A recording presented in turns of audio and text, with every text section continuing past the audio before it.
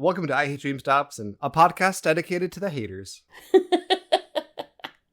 Welcome to I Hate James Dobson, your podcast's favorite podcast. I think we already did that one. I didn't use it, but I like it. Damn it.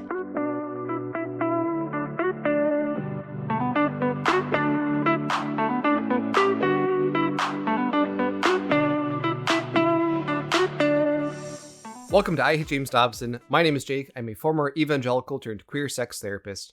And today, I am proud to be joined by the pretty, playful, and personable, the perceptive and persistent, the passionate, pleasant, pensive person, Brooke. Brooke, you're perfect. You're beautiful. Look like Linda Evangelista. You're a model. Yeah. Brooke, how are you? I'm really good. Do you know that I actually have done modeling? I was a plus-size model for my friend who makes her own clothes. Oh, I think you showed me those pictures. Yeah. And you were very good at it. I made it sound like she's like from the prairie in 1860. She doesn't just like make her own, like she has a store. Yes. Yeah, okay. The pictures were nice. Did you enjoy the experience? I loved it. They put makeup on my face and they did things to my hair. Then I stood there. It's weird. Yeah. Yeah. But they turned out nice. Good. Mm-hmm. We are coming fresh off of recording the last episode. Got a nice little break. Yeah. Are the bad vibes? Oh, no. The bad vibes are always with us here in this room. But they're better because I did ask you and make you promise that we are not going to talk about how men should be for this one. Correct. I want everyone to know, readers, that I had a stern talking to with Jake because the question I asked is like, what more is there to say, James Dobson? You've talked about women, you've talked about men, you've talked about sex, you've talked about boys and girls and dogs and kids, and what else do you need to tell us about? Well, Brooke, how do you feel about school? Oh, it seems like a good place to rent a teenager to come clean your house. Not rent a teenager.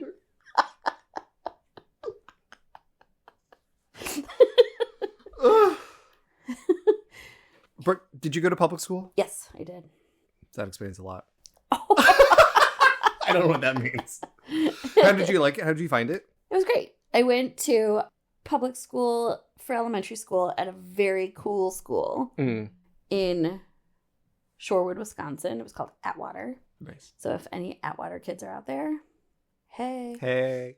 And then I was ripped out of my cool public school and we moved to the middle of Ohio.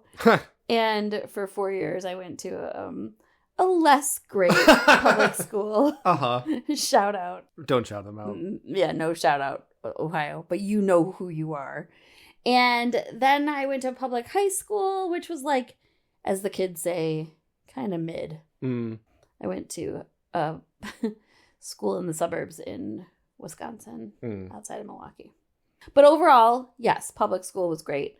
This is a longer answer than you wanted, but I also, at one point in Ohio, I hated my school so much that I asked if I could go to private school. Uh-huh. And we toured a private school, and it just kind of gave me the heebs. Yeah. So I was like, I don't belong here. Mm-hmm. No offense if you're a private school kid, that's cool.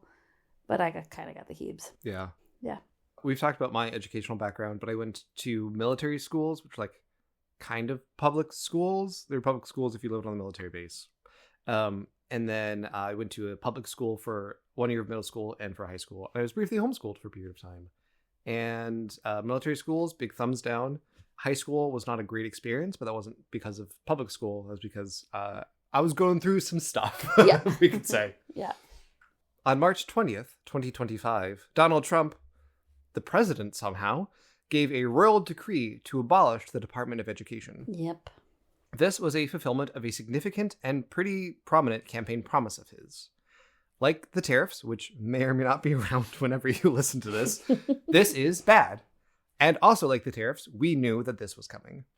He technically cannot abolish the Department of Education without Congress, but the executive order said the education secretary will, quote, to the maximum extent appropriate and permitted by law, take all the necessary steps to facilitate the closure of the Department of Education and return authority back to the states and local communities. Brooke, this might come as a shock to hear, but I think James Dobson is to blame for this. Oh, okay. Not entirely sure, but he actually does have a surprisingly high level of responsibility for this part of our current hellscape. That's today's episode, how James Dobson is winning the war against public education. Oh boy. So not men. Okay.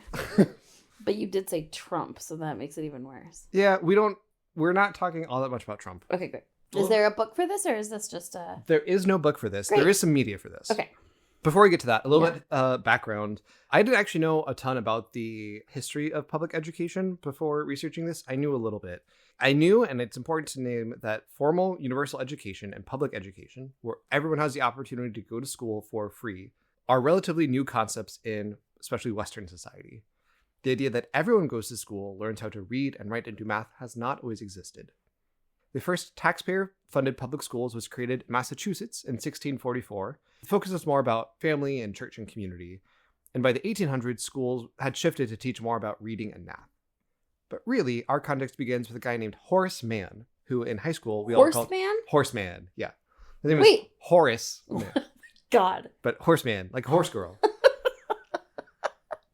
He was appointed Secretary of the Massachusetts Board of Education in 1837. And man, this guy fucks in a positive way. Horseman. He was a strong advocate for universal education, arguing that education was a great equalizer and vital for a true democratic society. He also argued that a more educated populace would create a more profitable economy. These are both still arguments you see today, and I think still are both really valid arguments. Horseman also advocated for basic public education to be funded by taxes. He also helped create schools to train teachers, which were called normal schools, which I thought was very funny. That's funny. People were taught educational theory and curriculum. He was also a staunch abolitionist. His views of public education was that it was for everyone, unlike the liberty and justice for all asterisk in the Declaration of Independence. After the Civil War, cities in the United States began building high schools. Ideas of childhood and adolescence have changed significantly throughout time, and the idea of continuing education through high school was new. In 1892, the National Education Association recommended that children should receive 12 years of instruction. The first U.S. Office of Education was created in 1867 during the period of Reconstruction after the Civil War. At the time, it was just meant to track educational outcomes of schools in each state. Compulsory school, saying you had to go to school, was mandated across the United States in this time, with laws being passed from 1852 to 1917. Brooke, what do you think the last state to mandate school was for people in 1917? I love these questions. The last state to mandate school? Yeah, like the kids had to go to school in some A southern state. Yep. Mississippi? It was Mississippi! Oh my god, really? First try, good for Yes! you! Oh god, yes. Throughout the 1800s, we are building the foundation of how we understand education in school today. Public schooling has always been controversial. There's a lot of reasons for this, but some people just straight up think that not everyone should be or deserves to be educated. They object to the idea of their taxes paying for schools for other or undeserving people to go to school. Also, class, meaning socioeconomic status, played a huge role in public schools. Yes, schools are funded by taxes, but presently, they are funded by local property taxes. So a public school in an affluent neighborhood has a larger budget than a school in a lower income neighborhood, despite the amount of students.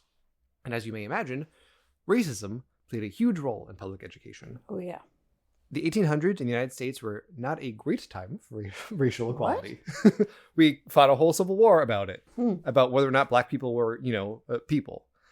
Even after it ended, we still had systems of discrimination built into our legal systems for like a century. As opposed to now, where it's just an implication and practice, not the explicit text of the law, but whatever. The famous Supreme Court case about segregation was Brown versus Board of Education. It was literally about segregation in public schools. Editing Jake here, yes, I know there are other important Supreme Court cases about segregation, like Loving v. Virginia. I'm telling the story, okay? Come along with me. That was decided in 1954. The Civil Rights Act was passed a decade later in 1964. And in 1971, the Supreme Court ruled that private schools could not discriminate based on race and still get a tax exemption. This really pissed off people like Jerry Falwell, founder of Liberty University, as well as the leaders of Bob Jones University. Both are private Christian colleges with deep histories of discrimination, and both are still around. The Supreme Court actually revoked Bob Jones's tax exemption status in 1983 because they were still being super fucking racist. It was a legal battle that started in the 70s because they forbade black students from entry entirely until 1971 and continued to forbid interracial relationships. The focus of this episode isn't really on private Christian schools. That is an important and relevant topic, and our good friend Talia Lavin talks about it quite a bit in her amazing book, Wild Faith. Hell yeah. We'll probably do a deeper dive on it one day and the politics of so-called school choice. But I want to point out the dates once again. 1954 was Brown versus Board of Education. Civil rights was 1964. Bob Jones was stripped of his tax-exempt status in the 70s, and it was reaffirmed in 1983. The 1980s also saw the start of the modern satanic panic, where people were freaked out about ritual satanic abuse happening everywhere, but especially in schools. Famously, the McMartin preschool was the site of baseless and ludicrous accusations of child abuse. This is when James Dobson was coming up. Yeah. Dare to Discipline was published in 1970. James Dobson provides an alternative. The modern homeschooling push began in the 1970s by a guy named John Holt and later his friend Raymond Moore. They were not focused on evangelicalism per se. They argued more for structural issues, like formal education created an oppressive system for learning focused more on making compliant employees. I think it's also really interesting, Yeah. that I never thought about this, but that like this push for homeschooling, which obviously is the mother's teaching, right, is happening in the 70s when we have feminism on the rise. Interesting, isn't it? Mm-hmm. That is not one of the focuses of this episode. Right. But it's not one of the focuses of this So episode. just put a pin in that, as you like to say. Uh-huh. Mm-hmm. But this original idea that formal education created an oppressive system for learning focused more on making compliant employees isn't totally wrong, I think. In the early 1980s, I actually couldn't find an exact date for this, James Dobson interviewed Raymond Moore, one of the people who led that initial push. And Brooke, we're going to listen to clips of that interview. Oh, great. Readers, this does mean that for the first time in this blog, you will hear James Dobson's voice. Oh, trigger warning. So trigger warning for that. Raymond Moore's main argument here in this interview is that we should keep kids out of school until they are about 8 years old. Here is a clip of James Dobson and Raymond Moore talking about how early childhood education sets kids up to fail. Well, I want to talk to you today and get you to talk to our listeners about your very important book, Better Late Than Early, and your second book, School Can Wait. Give us the main theme. Wait, is that of those Dobson? two This books. is Dobson. Well, essentially, This is we Raymond have Moore. found, first out of my wife's remedial reading experience, where she found that most of her remedial reading students were youngsters who had gone to school very early. These are problem students, learning students. We find that about 70% of all of the behavior problems today are youngsters who have gone to school very early. So we began studying this intensively, about 10 to 15 years ago, and have gone through over 7,000 studies besides our teens at Stanford and University of Colorado Medical School and in Michigan, and have determined that, in fact, that if you could keep your child out until at least 8 to 10 years of age and give him a good, happy home life, and there are simple ways of doing this, then put him into school with his age mates. I emphasize that, with his age mates at about grade 2 or 3 or 4, depending upon his age. The child will do in a few months or less what the other children have with anxiety and frustration taken years to do. He will shortly catch up and pass those other children James Dobson and come out heavy better breathing? academically. I think so. That's achievement-wise. And socially and behaviorally than the children who went to school early. I did not pick up that heavy breathing at first. That was weird. I don't even know what to say. That's so preposterous. It is simply untrue. It is just simply untrue. 10 years old in second grade. And then they're going to like zoom through like basically second, third, and fourth grade all in a year. Yeah, they're saying they can learn all the stuff that they would have learned in that time quickly. There's What? I'm sorry. Go I know for you it. have so much written and it's so late. But like, for why? And like, what are you supposed to do with a kid for 10 years who's not in school? I don't think I have the clips of this, but he's saying you should let a kid learn how to make a bed and help you out at home and like learn how to like be a person, as opposed to just throwing them into school and saying, here's what you have to learn. Which is incorrect, but I could, in research, there's different types of validity, and we would say that there's some face validity to that. It makes a certain type of sense. Okay. It's untrue, but I could see how someone could feel that way. Right. In 2017, a meta-analysis, a study of studies, found that participation in early childhood education programs leads to statistically significant reductions in special education placements and being held back a grade, and increases in high school graduation rates. Another meta-analysis in 2023 found that higher levels of early childhood education quality were significantly related to higher levels of academic outcomes, literacy, math, but also behavioral skills, social competence, and motor skills, and lower levels of behavioral and social emotional problems. And they found that these outcomes were consistent across the board, kind of regardless of ethnic minority or socioeconomic status background. Our good friend Horseman said that education was the great equalizer. There's some real statistical truth behind that. And I'm sorry, but it just, because I know this isn't what we're talking about, it just sounds like another way to keep the mom in the house. It sure does. That is going to be something that we're going to keep an eye on, even if they don't directly talk about that. A little bit more studies, because I went on a fucking rabbit hole about this. These studies last for a long time. One longitudinal study I found, a long-term study, tracked 101 kids from low-income families over 30 years. And the findings reinforce the importance of the first 5 years as a key stage during which cognitive skills are the foundation of future success and acquired during that time. They went through an early educational program that was associated with, quote, positive outcomes 25 years after participants completed the program. Many children born into poverty are in need of full-time childcare, especially given the work requirements now tied to qualifying for welfare benefits. For children growing up in economically poor families who need out-of-home care during infancy, early childhood care provides a vital opportunity for enhanced development. Another longitudinal study from 2011 tracked 1,400 kids who accessed early childhood education services in inner-city Chicago schools. Relative to a comparison group going through normal services, program participation was independently linked with higher educational attainment, socioeconomic status, including income, health insurance, as well as lower rates of justice system involvement and substance use. Evidence of enduring effects was strongest for preschool, especially for males and for children of high school dropouts. All this to say, there might be some, again, face validity to okay, maybe keeping kids out of school so they can learn to be a person before we put them into a formal system is useful. Giving kids structured education in these times is incredibly beneficial for the duration of their life. I don't really hear this argument being made today, keeping kids out of school until they're 8, except for some people in that unschooling movement. It's fallen out of favor in this rejection of public education, even though it was kind of the founding principle of the modern homeschooling push. Moore's argument isn't just that education is too early and is setting kids up to fail. He also argues that kids are too immature to go to school at this age, which he calls peer dependency. Clip 2.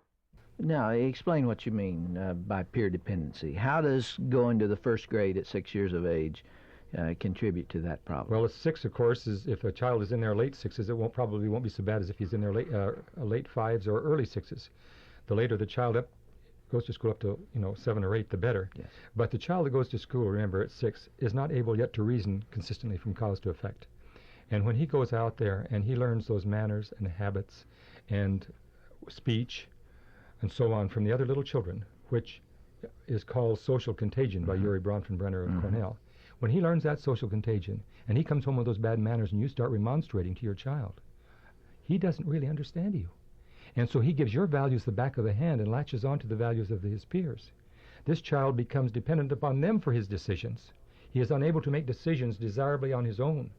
Okay, I highly doubt that Bronfenbrenner has something called social contagion. So, excellent picking up on that. Bronfenbrenner does. Okay. This is not what that means. That's what I figured. Something fell off about this. And also, social contagion is something that you still hear in the fight against public schools. It was said to me when I was coming out that coming out being gay was a thing that lonely kids did for acceptance and attention. And if you just keep your kids isolated from it, they won't learn to be gay or trans.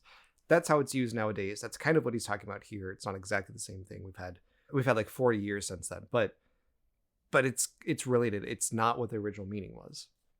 It also gets to the idea that public school is taking your kids away from the rightful owners, the parents. It's infecting them with bad ideas that they wouldn't otherwise be exposed to. It's a culture war issue, even back then. Clip 3. What should a child experience in the home in the years before 8 or 10? Oh, I like that question. Of course, we want to be sure that the fathers are helping the mothers with a very good pregnancy, making them happy, and the father, if he has 51% of the authority, let him have 51% of the responsibility and love and kindness, and so that authority and responsibility. That's something we can get our teeth into. And I feel this is very important. If a man would do that, we wouldn't be having the feminism movement that we have today. So, feminism is seemingly unrelated to education, right? Yeah. That is a separate conversation, but it's all part of the same project they are pushing. Culture war bullshit, explicitly conservative politics, has been present in the modern homeschooling movement since its inception. It's pretty remarkable how much that interview served as a catalyst for the homeschooling movement, especially with all the other factors at play. I cannot overstate how important this interview is in the modern homeschooling movement. It even got Dobson to start homeschooling his kids. That conversation did. Which then, because he was doing it, he talked about it on his radio show and then got more people to do it and so on and so forth. It gave mainstream validation to the fledgling homeschool movement, as well as aligning it with a broader project of evangelicalism. Homeschooling was not as legal then as it is today. The explosion of homeschooling in the 80s challenged that. Notably, the Homeschool Legal Defense Association, HSLDA, began in 1983, founded by some fucker named Michael Ferris. With evangelicals as a newly influential political bloc, thanks to the election of Ronald Reagan, people in power listened to them.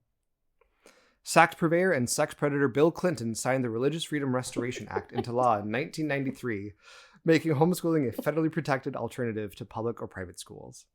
I was very proud of sax purveyor and sex predator. Really good. In 1985, an estimated 50,000 kids were being taught at home. By 1995, the number had increased to anywhere between 500,000 and 750,000 kids. We're going to listen to another interview. This one is from 2010. Here, James Dobson interviews Michael Ferris, the founder of the HSLDA.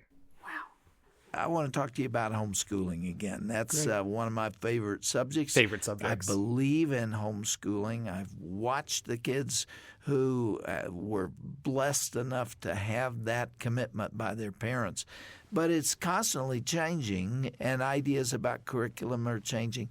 Bring us up to date. What do we need to know? Well, first, I want to just say thank you again, because our family is homeschooling. We're in our almost 30th year now of homeschooling our kids, because my wife heard one of your very earliest broadcasts on because of your show about the about homeschooling. We've been so we just homeschooling our really son for 30 years. You have 10 children. Right. She homeschooled them She all? did. That's right. Were all of them homeschooled at the same time? Well, some of them? 6 were the most we ever were actually actively educating at one time. Only 6 at one time.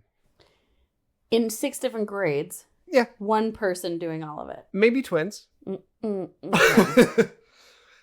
you go for it. Did you know a lot of homeschool people? I know and continue to know so many homeschooling people. I don't know a single one. Fascinating. Really? Totally. When I was in grade school, we thought homeschooled kids were like aliens. Like we had heard of the concept, but I had never met one before. My very best friends in 2nd through 8th grade, so for 6 years, and we're all homeschooled. Wow. Friends. My very best friend in Germany, who I mentioned in our deconstruction episode, homeschooled. He was my best friend when I was homeschooled as well. Like, that was very much the world I lived in.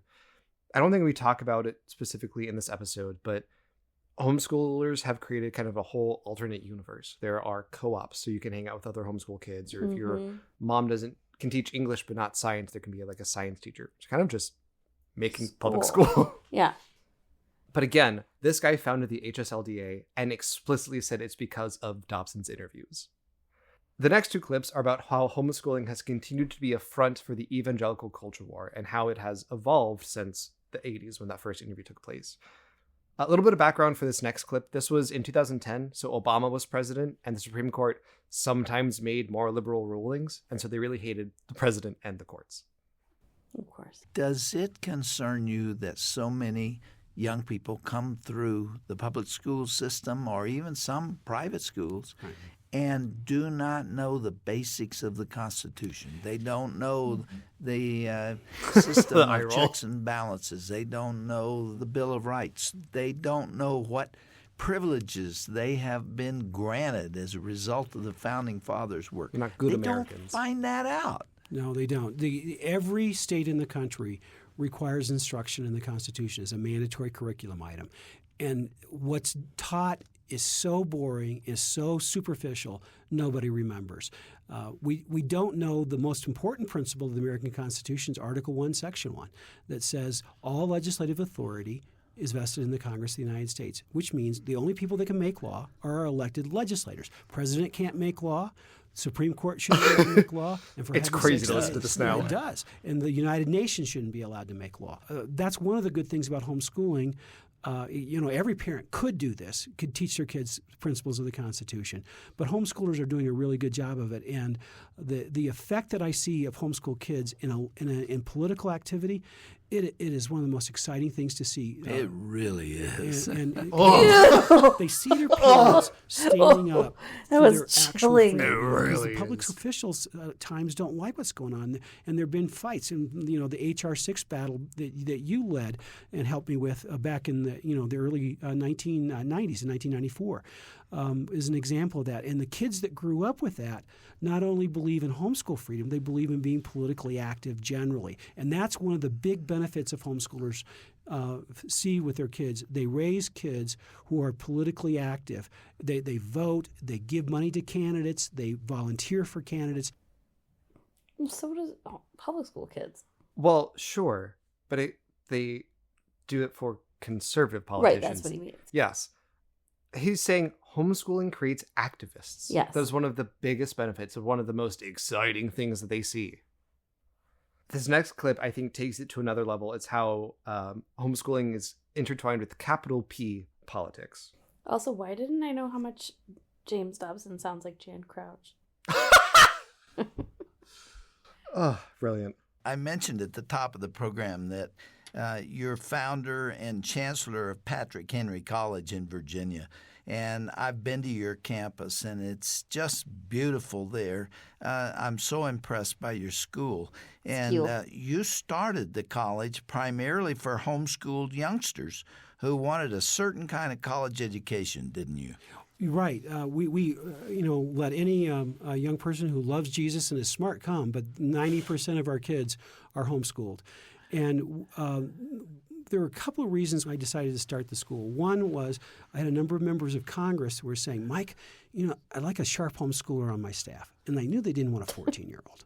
And I'd seen a lot of congressmen being betrayed by their staffers who were more liberal than the congressman was. And so what they were telling me really was, I want somebody who's smart and shares my values. And so that was reason one to think about this school in the Washington, D.C. area. Okay, ew. Homeschooling as a movement is an explicitly political and partisan endeavor meant to control kids and consolidate power, forming an illiberal democracy. I wrote, Congressmen getting betrayed really stood out to me. Mm-hmm. They've created an entire ecosystem, and it keeps evangelical control on people through college and beyond. Also, the HSLDA sucks ass. They fight any type of regulation on homeschooling. They fight expanded child welfare laws. They regularly provide legal assistance to enslaved parents against child abuse charges, including supporting two people, Michael and Sharon Gravel, a monstrous Ohio couple who adopted 11 kids, some with disabilities, and neglected and abused them in harrowing and horrific ways. HSLDA attorney Scott Somerville said of these people, quote, I think he's a hero. Oh my God. In the last clip of this interview, Dobson and Ferris talk about making sure homeschooling stays free from regulations. There was a congressman from Northern California, George Miller, and he put a provision into an education funding bill that required all teachers in America to be certified in the subject matter that they were teaching, which means if you were going to homeschool your kids, you'd have to be certified as an elementary school teacher and in every subject in the secondary level, which is impossible. Nobody, had that bad of a 20-year-old experience where they spent 14 years in school getting certified and everything. And so, homeschooling would have been restricted to 0.5% in the elementary level, and no one could have homeschooled in the secondary level. And so we worked to alert the American public to what was going on with that. Your program was front and center as the lead way we did that. We sent letters out. We did other things as well. Front and we didn't have center email in those lead days. way. It was a different world. But the National Education Association still has the same position on their official resolution books. They want all teachers in America to be certified. And then you have to read the next or a later section which says all certified teachers need to be required to be members of the National Education Association. Mm-hmm. So it's a power thing, It's really. a power thing. And so they want to control power and money, and it would be a way of blocking all homeschooling. What? A couple of notes for me. One, this shows the power of Focus on the Family at this point. He organized people to defeat political bills. It was, he said, the main way they did this. It's also not about regulation reform. It's about making sure there are no regulations at all. I think it might be fair to say, okay, maybe you don't need to get a master's degree in education to teach your own kids. Sure. But they're not saying, how do we reform this to make sure that people are still qualified in some way to teach? It's don't have any qualifications at all. Also, it's a power thing. They want to block all homeschooling? How fatalistic. My God. Why do parents think they can teach their kids trig if they never went to high school? Put a pin in that. God forbid people be certified in their jobs. Right? The conservative political movement theoretically is about creating a small government and getting government out of things and saying that there's too much regulation. And in some ways, sure. I guess there's validity to that, depending on what we're talking about. But again, they're not saying how can we make sure that people who are teaching their kids aren't registered sex offenders. Right. For instance, they're saying no regulation at all. Mm-hmm. And any regulation threatens the very existence of homeschooling. The homeschooling movement, as a political force, is a reactionary and authoritarian project. Not only do they see their kids as their property, they see public schools as indoctrination facilities, turning kids against Jesus, and perhaps more importantly, against their parents. Yeah, but homeschooling is doing the same thing in the other direction. I would say homeschooling often is more indoctrinating. Right. With public school, you have a diversity of opinions in teachers and in student bodies. Mm-hmm. I remember in my high school, I had a teacher who was the leader of the Fellowship of Christian Athletes. My teacher for U.S. government was very much a liberal. I had my teacher for AP U.S. history being a devout Catholic. Well, it's just like you get this diversity at range. Right. I wasn't being indoctrinated. Right. Just because they taught me evolution, right? So, where are we now? The homeschooling movement has only become more reactionary. I do think there are valid critiques of our public school systems, and we will get to that. But there are two pieces of media I think we must first discuss. First, the day that Trump issued his decree to dismantle the Department of Education, I went to the James Dobson Family Institute website. I typed in Department of Education and read the first 52 blogs. And actual blogs. And readers, I will link my Excel spreadsheet in the notes for this as well, if you want to double check my work. You read 52 blogs? I sure did. Jake, we have to have an interview. I'm doing great and my mental health is fine. That's not I'm on true. Wellbutrin. That's not true. I'm on Wellbutrin and I'm way more chill. I never said it chilled me out. Having no chill is not a sign of a mental disorder. No. Very side note, this is petty and small, but the website is a pain to navigate and impossible to search with any amount of tact and refinement. A lot of these were not about the Department of Education. It just had department and education as words in the blogs. But still, this is what came up. This is the things that came up. I'm not going to read these posts, but I aggregated them. I looked for keywords. And of the 52 posts that I read, 75% of them were about queer people. Oh, God. And over half of them being about trans people specifically. The other 25%, it was a smattering of fear-mongering about abortion, critical race theory, organizations like Mom for Liberty during the early days of COVID.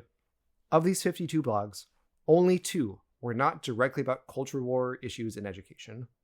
One was a reprint of Dobson's sex ed advice from Dare to Discipline. Ka-chow. Ka-chow. The other was about how public schools are set up for girls to succeed and not boys. And also not boys with ADHD, but they don't mention ADHD. What? The idea of like having to sit still as a kid feels very unfair to boys. It's kind of the point of the article. Whatever. We don't have time to get into that. We do not have time to get into that at all. But with titles like, this is an actual title, is the Biden administration working to conceal teacher sex crimes? And Pride Month provides an indoctrination opportunity. You can feel confident that their analysis is nuanced, respectful, and thoughtful. When were my teachers supposed to be indoctrinating me? They were so burnt out. They were like, here's some math. Get the hell out of this room. Mm-hmm. Like, there was no indoctrination going on. High school kids aren't trying to hear any of that. They are in their own world. Yeah. I do think, and I don't know that I included clips in this next part, but a big part of this is people who didn't enjoy their public school experience because they felt bored. Or like, it was fundamentally bad and bad in these inherent ways, so let's not include our kids in that. And again, there are critiques, I think, of public schools. Of course. My public high school was like, hey, you're all going to go into business and please enjoy this football in the meantime, right? Yep. My public grade school was like very arts focused. You know, I guess, was that indoctrination? Yeah, I bet it was some gay shit. Like feelings. Oh, no. Taught you how to be a woman. Oh. Maybe it has always been this way, but I was really struck by how much the James Dobson Family Institute stuff is just GOP talking points. Like, it is just a branch of the Republican Party at this point. It's pretty astounding.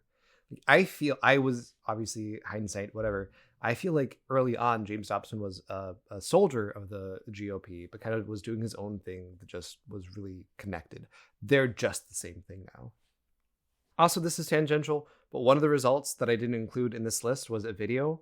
It was a couple where the woman claims to have almost had her kids kidnapped in a store. It's just pure fear-mongering, on par with the chain letters that boomers post to Facebook. It was posted around the time the delusions of human trafficking were particularly salient. The propagandistic movie Sound of Freedom was released in theaters shortly after. The other piece of media that I want to talk to you about is not a Dobson production. It is a documentary, I mean that both literally and in air quotes, from 2021 called Schoolhouse Rocked, The Homeschool Revolution. Oh, no. Since this is a podcast, readers, you will only hear it. But Brooke, there are two clips in this that I need to show you the visuals of, because the visuals are something. This just talks to the culture war stuff. It is the primary focus, and it is a shit show now.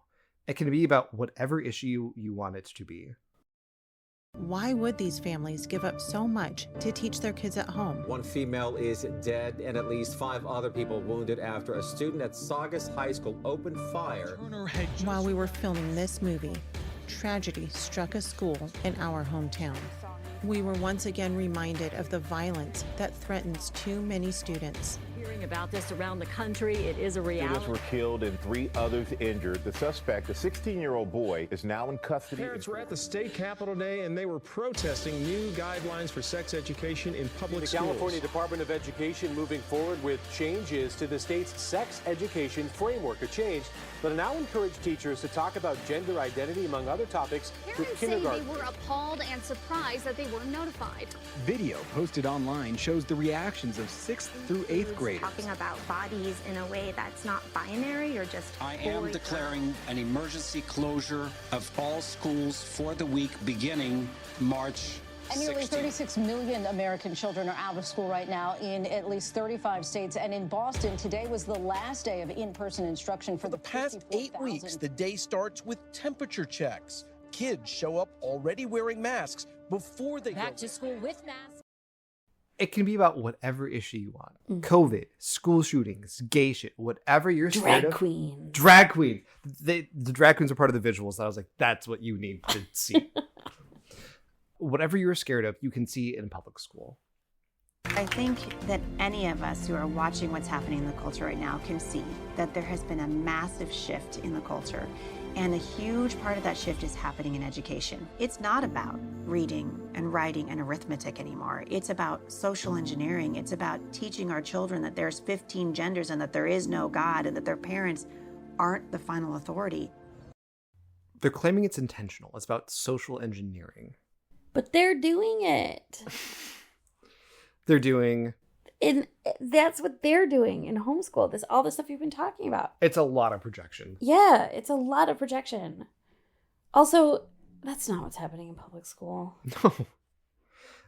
The idea that you are saying gay people exist. Right. Is true. They're not saying, and you need to be gay. Trans people exist, but you need to be... Like, they object to the idea of queer people. Right. And any reference to them at all. That goes back to this social contagion thing. Because public school is a community. These are issues that exist in our community. These are people that exist in our society. And real or imaginary, they exist in public schools as well. But also churches and sports team. But this is an easy target of something they already hate. Right. One more clip with visuals. I'll have you know that I showed this clip to a boyfriend, and he was just speechless. Which is always a great sign. I think that all this guy Americans cracks me up in the worst way. Should be supportive of homeschooling freedoms, whether or not they have children, freedom, whether or not they choose to homeschool, whether or not they have any interest in education, because nice really music, the right some guy. Of but also we a are parent to direct the education and upbringing of their child. If people want to homeschool, I'm not fighting against it. That's a fundamental freedom. And when that freedom is lost, then what other freedoms will topple like dominoes? And if you look at the worst of the totalitarian societies, Hitler and the Nazis, Stalin, what was the first thing they did? Get the kids out of the home and brainwash them into a particular ideology and way of seeing the world, and it's the opposite of freedom. What? The opposite of freedom is the opposite of diversity? Public school is the opposite of freedom and the opposite of diversity. This is crazy. It's obviously you heard them talk about the Nazis, but when the musical change happens, there's just Nazi imagery. Yes. Which they now think is bad, as opposed to last episode. Right, where they liked it. Yeah. Yeah. Wait, are they hypocritical? I'm sure pointing out the hypocrisy will really change minds. The other thing is like, no one said there shouldn't be homeschool. Like, I mean, maybe. Sure. Maybe someone somewhere said. But no one's trying to challenge that freedom. It's like, they're saying there shouldn't be public school. But also like, what? And then on top of that, huh? And like, I don't understand. I hate it. My name for this clip in my notes is just America Mad Libs. It's freedom. It's diversity. It's more freedom. Stars and spangles. And Nazis are bad. Yeah. Sometimes. But Germans are good. This is a little bit later in political ideology, but for a while they're trying to say true diversity is diversity of opinion. And so putting kids all in public school where they're all indoctrinated the same way, that's not real diversity. Letting them and their parents teach them how they want. That's how we get real diversity, is what he's saying. But that's wrong. It is wrong. It's just so obviously wrong. It's wrong in so many ways. But they've already shown how it's wrong. Like that interview with James Dobson and Michael Ferris, where they're like, put the kids in the homeschool, teach them to be exactly like us. It's a betrayal. Yes. If they're not. For kids to think on their own. To think anything else than what we want them to think. And then there's this gaslighting into that public school's doing that. Because it's like you said, it's all projection. Ugh. Do we have to hear any more? Oh, yeah. Oh, my God. This next clip I've titled The Ultimate Karen.mp3. The culture war can be about whatever you want, but they do have a target. So a few years ago, I was introduced to the idea of comprehensive sex education. I was horrified at what I was reading. Abortion was mentioned as a normal healthcare practice to little girls starting in 5th grade 125 times. And we are watching the schools literally come in and take over the sexual education of children, and parents do not even know that it's happening. every parent should understand what is behind comprehensive sex ed. People tell me, well, it's not in my state. It absolutely is in your state. And they're not teaching our children biology. They're teaching our children social engineering. They are teaching fiction as if it were fact. They are teaching our children that their gender is malleable. Our children are literally having their childhood stolen from them. Most parents that I talk to know that there are two genders, and yet we are sending our children to institutions that are literally lying to them in the name of social progressivism, and it is doing irreparable harm to our children. We have reached a crisis of epidemic proportions whereby our schools can no longer be trusted to protect and educate our children. At what point do you say the barn is on fire? At what point do we say enough is enough is enough? The music is wild. and did you notice anytime she mentioned like liberal agenda stuff, it would be like alien music? Wow, wow. It sure would. The music is such an interesting part of this documentary. It really is. Like, that is the text of this. And what they're saying is really just like fill in the blank buzzwords. Was she saying that sex education is going in to rooms full of little girls and saying, get an abortion? Yep. Over 100 times. 100 times? As opposed to, like, so fifth grade, you're like, what, 10? Yes. 11. 11?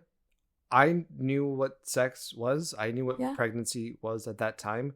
Plug for our conversation about what comprehensive sex ed actually is in our episode, A Better Way Forward, in our Purity Culture series. But the reason that it is, we'll talk about this more at the end, the reason that it is okay and I think good for that to be taught in public school, one, some kids at that age can get pregnant. Right. And it's important that they know that that is an option for them. And it's important that they know that away from their parents, because sometimes their parents are the ones who are sexually assaulting them and getting them pregnant. Yeah. And have an outside adult saying, you have options, I'm here to support you, is important. I knew what abortion was when I was 10. Sure. Because evangelicals sure as fuck do. Yeah. They go to a March for Life, they see graphic and inaccurate depictions of what abortion is supposed to be. They know what it is at that time. Right. And I will reiterate, which I said in our other episode, they're going to find out from someone. Yes. That it might as well be like an educator or a parent, but they're going to find out. Also, parents, you can tell your kids about these things. If you feel like the public schools are too liberal and whatever, say that, hey, yeah, you talked about abortion today, but here are my views on abortion. Or we think abortion is wrong or whatever. I disagree with you fundamentally, but like, you have that right. They're not actually trying to steal your kids away. There are so many references to queer people in this documentary. Ugh. I just picked a handful of these clips. I cannot overstate how much this iteration of anti-public school sentiment is just homophobia and transphobia. Also, racism when critical race theory gets mentioned, but that's currently out of vogue for this exact moment. Did you ever see those things where they have like comedian interviewers? They're like, are you for critical race theory or against it? Like, against it. Uh-huh. And then they'll be like, what is it? Uh-huh. Like, oh, no. Can you define what DEI is? Can you find what CRT is? No, I have no idea. No. It's harder to be whatever we are. Liberal, Democrat, progressive, whatever. Sure, I'm not liberal, but I'll take it. You know what I mean. It's harder to be on our side. Yeah. But, like, at least we're way more fun of people. We're more fun. Also, I think just, like, more honest. Yeah. Also, like, calm down. Like, why are you so obsessed They're with literally this? stealing our children's childhood. Like, girl, no, they're not. No, they're not. It's fine. Again, I will say, it wasn't having sex that ruined my innocence. It was being told you were fundamentally a horrible person who was incapable of changing at all. Right. They view public schools as an existential threat to their faith. And they claim that people are leaving the church because of public school.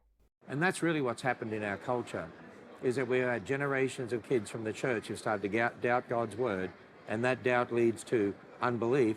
And a lot of them are walking away from the church. 2/3 of young people have walked away from the church by the time they reach college age, very few returning. The younger generation that are in our churches, the millennials in our churches, 40% say they're not born again, 65% say if you're a good person you'll go to heaven, and they're so secularized in their thinking. It really comes down to the fact that most of them went to public school where they haven't been taught how to defend the Christian faith, and at home we're not giving them the answers, and at churches we're not giving them the answers, so many of them drift away from the Christian faith. It's because they are in public schools that they're not Christians anymore. Sure. This was the voice of a guy named Ken Ham. Why? Do you know this name? No. Why do they always have names like this? So Ken Ham is a good friend of Kirk Cameron. Oh, Kirk Cameron. Yeah. Yeah. Ken Ham is a good friend of Kirk Cameron. Ken Ham is the founder of a organization called Answers in Genesis. Okay. You probably have heard of Ken Ham's ventures. I think most famously, he created what he called a life-size replica of Noah's Ark. Oh. Called the Ark Encounter. Yes. Using public taxpayer money, where he also claims that dinosaurs could fit on the Ark. Oh, yeah. Because if they were baby dinosaurs, they would all fit together. Is this in the museum where they have Jesus riding around on a dinosaur? I don't think so. I have not been. But when I said last episode, we should go to Focus on the Family headquarters, I do actually want to go to the Ark Encounter with you. Oh, my God. We could take a road trip out there. Yes. Somebody told... Where is it? Tennessee, Kentucky. Oh, my God. We're really putting ourselves at risk. Yes. Somebody... Oh, I'm thinking of the Creation Museum. Yes. Which might also be part of it. We're probably on a list because someone told me that they have guards at the Creation Museum that will see if you're there to make fun of it and kick you out. Somebody confirm if that's true. That's one of those urban legends I heard, but... Editing Jake here again. Both the Creation Museum and the Ark Encounter are created by Answers in Genesis, Ken Ham's organization, and they both are in Kentucky. They're about 45 minutes drive away from each other. And fun fact, you can get an adult ticket to both of these for only $110, which I think is crazy. Well, there's nowhere that needs us more than Kentucky, and nowhere I'd feel safer. I would not want to record a podcast while we're in there, but... No. I might wear a I Hate James Dobson t-shirt under a hoodie or something. Get a picture. I think if we go relatively incognito, we could be fine. So they are blaming all of these ills on public school, from school shootings to gay shit to COVID to saying this is why kids are leaving the church. They create this culture of fear, so you want to keep your kids safe, both physically and spiritually, but you also want to control them. And they frame public schools as trying to steal your kids from you. Parents who feel like they've lost their children or they can't have a good relationship with their children because their children have been weaned away from them. The school forms a wedge between the child and the parent. It can't help it. And by the way, I love teachers. I don't get down on teachers. It's the system. It's the institution. When you send them to the institution, the day you drop your child off at the school doors, you are telling that child, I can't and I won't. There you go. The child then learns from the teacher that you are under the school's authority. Mommy, sign this paper. The teacher says you have to sign it. So you have just completely undermined your authority in the eyes of your child. Completely undermined your authority. No, that's not how it works. It's not true. Permission slips do not the authority of your parents. Specifically, it's saying the school cannot act without permission of the parents. That is 100% the authority of the parents. Yeah. Oh, my God. And they empower you to do it. Because God gave the kids to you, you have all you need. I would say if I can homeschool, you can homeschool. Because my experience in school, let me just tell you something, I barely made it through high school. And so that was something that very much intimidated me, is I'm not going to have the educational skills to be able to get my children through these years. I hate to tell you this, but I went to pre-algebra, and that was it. And then I just couldn't get past pre-algebra. And so all of that intimidated me, that I'm not going to be able to do this. But, I found that once they got up to where I couldn't do it, I just got them a tutor and got them a little bit of help doing it. And that's what you do. They were able to figure things out themselves just because they had developed the skill of being able to figure things out on their own, some of the things that I wasn't able to teach. No. You feel inadequate because you've been taught by our school system that you're inadequate. Wait, I have something to say. Go for it. Okay. So this woman says, I barely passed high school. Mm-hmm. So I barely passed high school, so I should probably homeschool my kids. Mm-hmm. I don't know more than pre-algebra. Fine. Frankly, neither do I. Sure. So my kids should just figure it out themselves. Get a tutor. With a tutor, rent a teenager to come over and tutor them. But that's not teaching them. Well, it's the whole point of homeschooling isn't necessarily you teach your kids. It's that they don't go to public school. Where that's where we get co-ops as well. You're basically just recreating a school system, but it's not public schools. It's not these secular, atheistic people who are going to steal your kids away from Jesus. I love that she said all of that like it was a bonus. There's also not the only person who has said things like that. I didn't do well in school, or I didn't like school, or I feel like I didn't have the skills. I would debated keeping it just her clip, but I thought the other part was important. You've been made to feel inadequate by the schools. Yeah. Sometimes you feel inadequate because you are.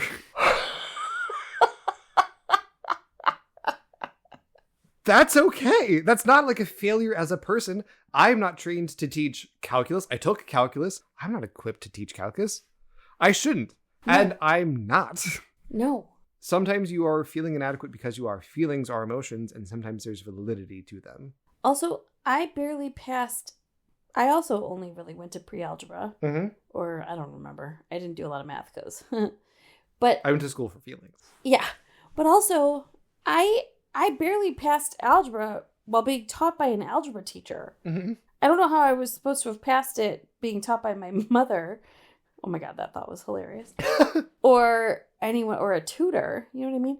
And it's not because I was in public school. It's because I literally have a learning disability. Mm-hmm. So what do you do there? There is a whole section that I did not include clips of because we're already at a bunch of clips. Okay. About how homeschooling can be good for kids with special needs. Okay, they're going to have an answer for everything. Well, yes, but it's a bad answer. Yeah. Also, get a tutor is not always a viable solution for people. It costs a lot of money.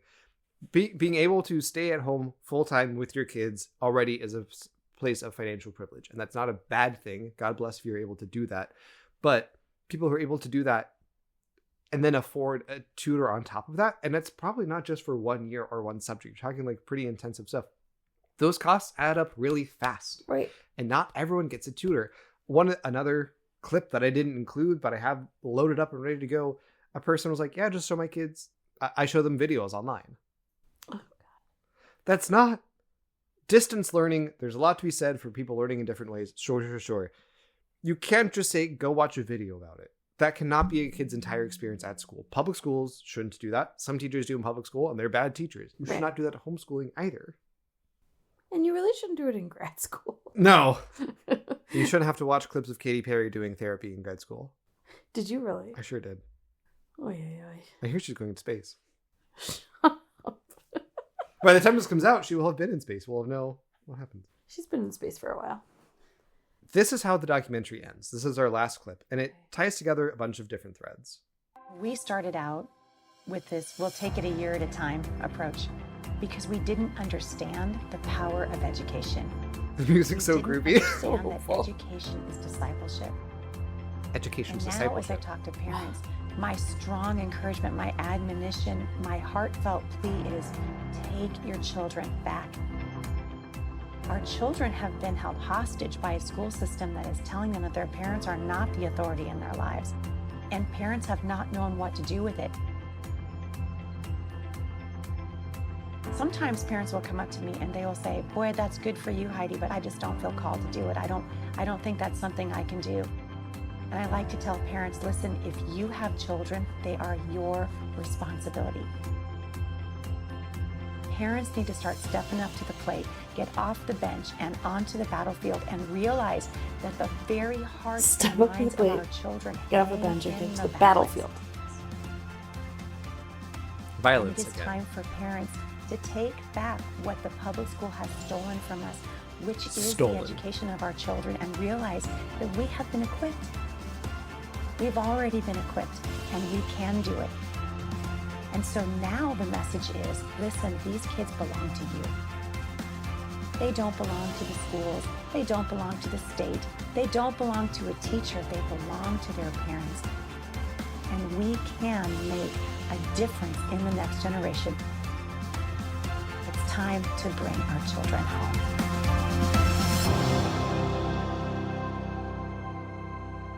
They've been stolen by the public school system? Mm-hmm. What do they think is going on there? There's so many arguments that these clips just touch on.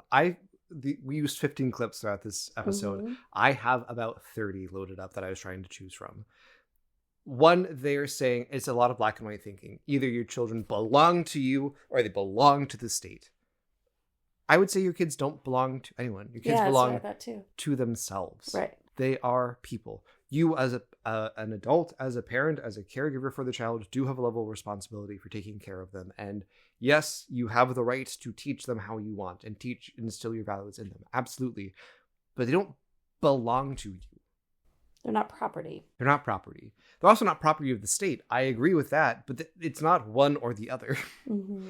You picked up on this, but there's so much just like dialing up the anxiety to attend. Their kids are being held hostage. You need to their battlefield. Things are being stolen from them. Mm-hmm. Let me read you one review on our way out of the door of this documentary. Mm-hmm. I've been concerned for decades with the effect the public education system is having on our nation's youth. It has only gotten worse in recent years. Our precious children and grandchildren are much too important to entrust to a school system that seeks to indoctrinate them with a radical ideology of the left, capital L, left. Schoolhouse Rocked is an excellent and wonderful testimony to the growing popularity of homeschooling and the superior education that provides to young people. That review by Dr. James Dobson. Oh, God. So it's not a piece of Dobson media, it's a piece of Dobson-approved media. Yeah. You know what is so sad to me is that what they think of as indoctrination is just like the bare minimum of like acceptance. Yes. Like, this is a community of different people, and here they all are at this school. Yes. That is what they're viewing as indoctrination. But it's like, it's just opening the school to different people. Yes. I am keenly aware of this as specifically in being a person in a gay relationship. Mm-hmm. I've been told, talking about my partner, or God forbid, holding hands with him, God forbid, giving him some kind of physical embrace, is me trying to indoctrinate kids into my radical left grooming ideology. Man, we so don't want kids. No! I want nothing to do with kids. Also, I don't care. What I want is for everyone to just be able to be themselves. Yeah. I don't care. I'm not trying to build an army of bisexuals. Wouldn't it be so funny? The most indecisive army ever. With so many drinks. We don't want your cis kids to be trans. We want your trans kids to live. Yeah, exactly. I don't care if kids are gay or bisexual or whatever, or straight. I want them to be accepted regardless of what they are. Mm-hmm. Is that what they mean by indoctrination? Yes. Woof. Teaching kids that there are trans people is indoctrination because they don't believe that trans people exist. They believe that it is some kind of delusion and mental illness that it can be cured through reparative therapy. Similar case was made, and sometimes is still made, against gay people. Again, it's out of vogue. It will be coming back, y'all. In his 2024 campaign, somehow President Donald Trump said, "To every homeschool family, I will be your champion." He spoke to a political movement primed for fear, primed to feel victimized, and wanting to destroy their opponents. And in his presidency, he is doing that. Mm-hmm. Not for nothing, here's my case for public school. There are some valid critiques of our school system, as I've said, and some of them are raised by homeschool advocates. The fact that our schools were built to make complacent employees is a fair critique, I feel. One standard curriculum won't work for everybody. Kids with special needs need more support than traditional schools can give them. Sure. But I believe in my bones that public schools are an unambiguous net positive. First and foremost, knowledge is power. I believe that everyone has a right to learn about themselves, their bodies, and the world around them. They deserve to understand the world in which they live. And not everyone can provide that. Not everyone wants to provide that. Having a parent stay at home full-time with kids and provide quality education on top of that is a huge ask that simply is inaccessible for many people. Most people. Just find a tutor? Sure. Yeah. With all my extra money that I have. Yeah. And time. And everything. Also, we don't live in a world, like, everyone's working. Mm-hmm. Right? And even if you're a stay-at-home parent, then that's what you need to be doing, right? Because you probably have other kids. How are you going to homeschool your 6-year-old when you have a 1-year-old? Mm-hmm. Right? Like, how does this work? In so many cases, the ideal that they are propping up as this is how homeschooling works isn't the reality. Just by doing, let alone the people that I know in my life, whatever, the people who've reached out because of this show have talked about just pretty much educational neglect. They've been like, yeah, go to school, watch this video, or getting your education taken away as punishment. You are a strong-willed child, and so you don't get to go to school today. Oh my God. Like, there's so many ways that leaving it just to the hands of the parents fails kids. Like, they don't understand that kids go to school and are exposed to all kinds of things the same way they are just in the world when they're adults. And the thing you can do as a parent is try to pass on your values or talk about what your family values are, and you have the right to those, right? Mm-hmm. So you can say, I know you're seeing this at school and our family doesn't agree with it, whatever, but like, this is the world. I think that's a really interesting concept. I agree, but there's a Bible verse that evangelicals love to talk to themselves about. It's essentially, the quote is, be in the world, but not of it. Ew. There's even a clothing brand called Not of This World that I used to be very interested in and had a lot of their merch. And looking back, it's not quality merch. But yes, I agree. But they would say that sending your kids to public schools, getting them indoctrinated into them, is making them of the world. Equipping them, what Ken Ham was like, they're not taught to defend the Christian faith. One, they're not taught to defend his idea of the Christian faith. Mm-hmm. He's saying if you don't believe in creationism, you're not a real Christian. And two, if you're not indoctrinated into evangelical Christianity, then you are made of the world, which is also inherently impure and unclean. Back to the conversation on public schooling. There are issues with standardizing curriculum. I agree. But it is also important that people learn the fact that there is some kind of standards that we are holding people to. Learning the facts that, like, gay people exist. Or that you can take PrEP to strongly reduce your likelihood of acquiring HIV. Or that America was founded on 2 genocides. Things that white evangelicals might disagree with, but are still critical to teach. Evolution is a big one of these.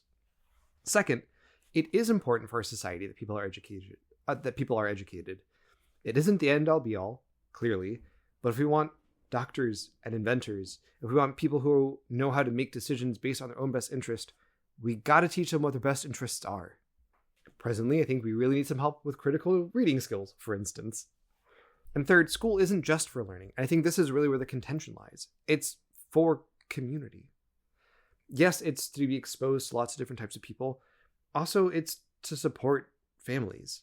It is a place for childcare if a parent needs to go and work or is unable to be physically present with their kids all the time. Some families rely on free school lunches to feed their kids. They would not have food otherwise. Teachers are mandated reporters who can help kids who are being abused and neglected at home. Good teachers do indeed care about your kids. They're not trying to steal them from parents, but they do want to invest in the kids. Caring for them in conjunction with the parents, it takes a village to raise a kid. And also, getting out of the house is good. Maturing means growing apart from your family, learning lessons on your own, building your own life, being your own person, having your own successes and failures that your family gets to celebrate and support you in and be there for you, but it is building your own life. Also, many parents are not equipped to actually teach their kids K through 12. Mm-hmm. Online videos don't get you that far. Kids with disabilities may need help beyond what an individual parent can provide. In Maryland, for instance, if you can prove to a public school that they cannot meet your child's needs, the district is required to pay for them to go to a school that can. Mm-hmm. Whether or not they actually do that or just engage in a prolonged legal fight to bleed a family dry so they don't have to report bad numbers is a different story, but theoretically, they do have to provide that support. Brooke, you talked about this, but in a vacuum, I'm not anti-homeschooling. Mm-hmm. It's impossible to get a holistic picture of the educational outcomes of homeschoolers in many parts because they distrust the state and aren't likely to report these outcomes, whatever. But I know that you can be homeschooled and turn out fine. You can go to public school and be messed up. There are plenty of ways to live life well, and homeschooling can be part of it. Homeschoolers like to say that they have these incredible educational outcomes. That's not true. No. And again, it varies wildly. If you have a stay-at-home mom and it's just you and your brother, and she gets to invest all the time in the two of you, that's very different from perhaps a Duggars situation where it's kids teaching kids teaching kids. Right. Yeah, I mean, sure. I'm sure there will be lots of people who are like, I'm homeschooled and it was great and I had a wonderful experience. Like, good. I'm not saying it should be illegal Mm-hmm. I'm not saying the government should mandate this thing just because I disagree with it. Mm-hmm. It's wild to me what they think is happening. Also, then get more involved in your public school. Like, what do you mean? Why do you feel like you don't know anything that's going on in your public school? Mm-hmm. It feels like that satanic panic again. It sure does. Mm-hmm. The satanic panic never really went away. Yeah. And Dobson, we'll have a whole different conversation about this, but Dobson was a big purveyor of that. Mm. As you just talked about, the homeschooling movement isn't just trying to make homeschooling an option. They did that in the 90s. It is a legal alternative everywhere. They are actively trying to destroy public education. Saying public schools are irreparably damaging your kids or warning of groomers who want to turn your kids away from Jesus isn't the stance of a movement willing to compromise, willing to find nuance, to work together. And as if I need any more proof, let's end where we started. Because of this movement, the Department of Education is being dismantled. Brooke, do you know what the Department of Education actually does? That's okay. Most people don't. It doesn't standardize curriculum. It's not saying your kids have to be gay in 2nd grade. More than anything else, the Department of Education is a civil rights department of the government. It's in charge of Title IX funding, for instance, to help protect against sex-based discrimination. It helps protect students with disabilities. It helps underfunded schools districts. We can talk about if it does that particularly well, but that's what it's trying to do. And with Trump's executive order, all of those benefits will be pared down or eliminated. Homeschooling is not a generalizable solution. The fondness for the past is at the core of fascism and evangelicalism. I repeat myself. And is not based on actual history. Only because of free education, free public education, have we been able to make sure that many people are able to read and write and do math. It has allowed people to change their socioeconomic conditions to a degree. It gives people independence in a way that when homeschooling was the education du jour, we just did not have. Trump is giving tax cuts to homeschool families. It doesn't necessarily have to be this way, but in practice, it will come at the expense of public school funding. People who can afford to homeschool or attend private schools largely will be fine. It is everyone else who's going to suffer, and that suffering breaks down along predictable lines. The people who will suffer the most are people who are already the most at risk and already hurting the most. The reasons for the state of public education as it exists are complex and multifaceted, but there are clear villains to the story. Donald Trump and Betsy DeVos are up there. So is Linda McMahon, our current Secretary of Education. But the main villain to me is James Dobson. Always. I hate James Dobson. I hate James Dobson. And don't put him in my little earbud ever again. You didn't like hearing his voice and his little when he went, No, I did not. Are we recording still? Yeah. Oh, bye.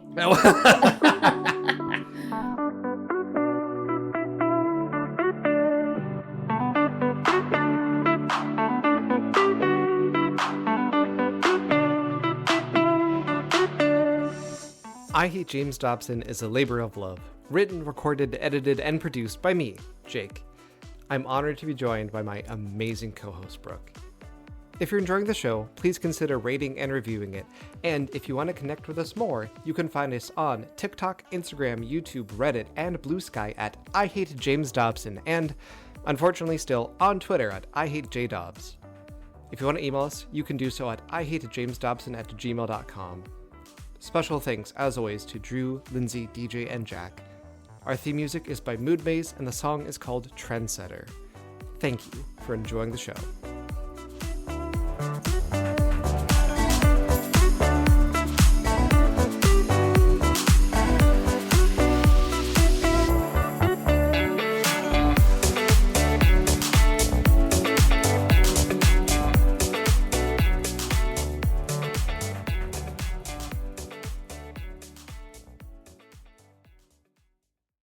That's the voice that interviewed Ted Bundy?